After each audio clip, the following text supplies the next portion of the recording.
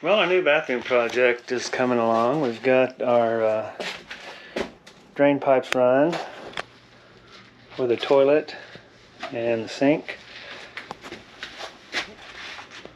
Now we're ready to set our shower base, which is going to be right here.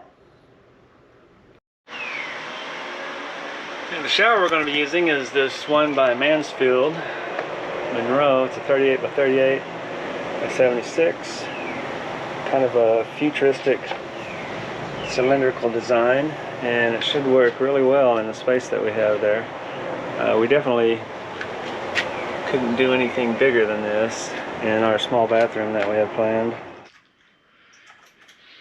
Okay, so we got our shower base in here. This is a 38 by 38. This is going to be a corner shower, obviously. Got all of our plumbing ran here. This is going to be the walls, and we decided to do a left-hand installation, which means this seam is going to go right here. This and this is built together, and this is out separate. There's where our fixture is going to come through.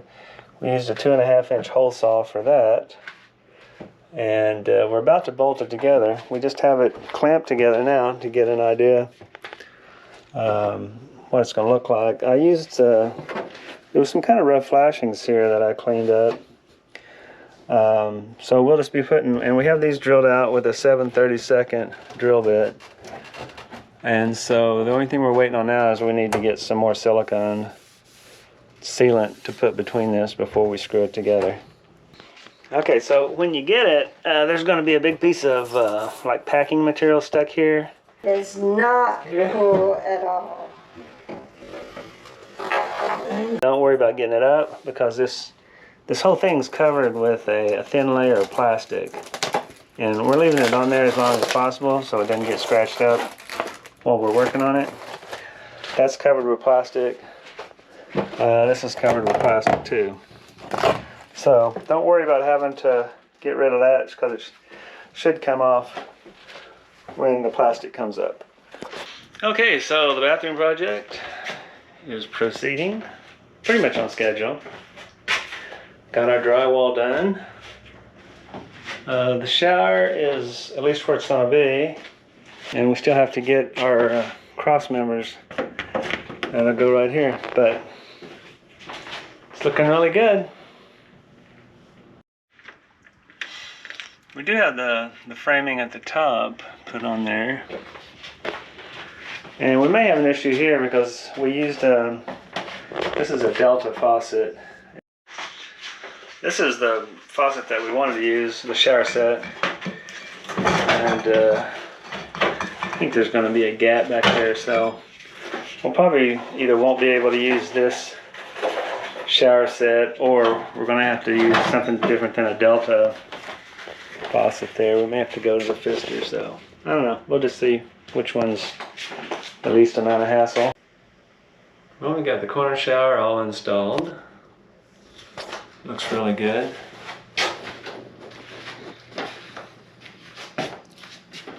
Here's what the framing looks like on the back. The instructions ask for a 2x3. There's probably room to use 2x4s if you wanted to.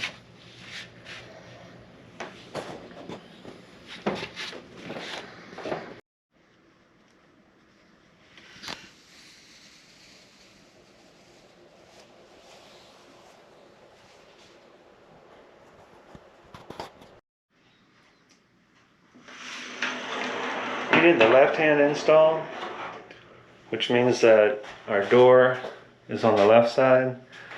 The solid piece of glass that doesn't move is on the right side.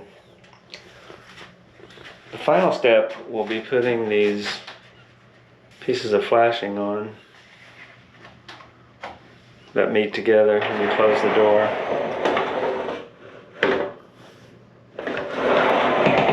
That way you don't get any water leaks, hopefully. This piece right here was a little tricky to put in, so we used some hand soap just to lubricate it so it could slide in there. There's 4 or 5 pieces of these different edge pieces, plastic and rubber. This is the little wheel stop that will actually, you know, keep your door from going too far.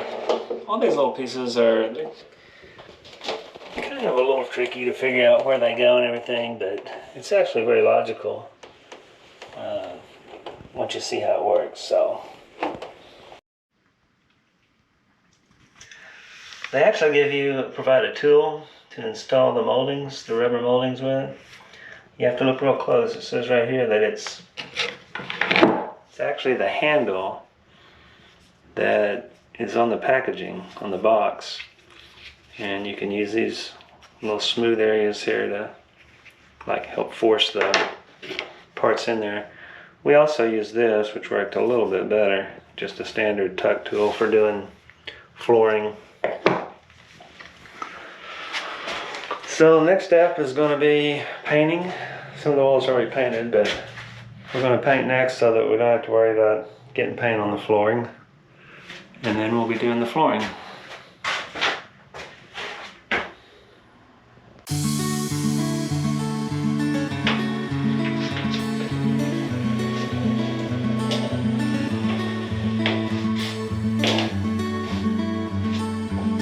So there it is.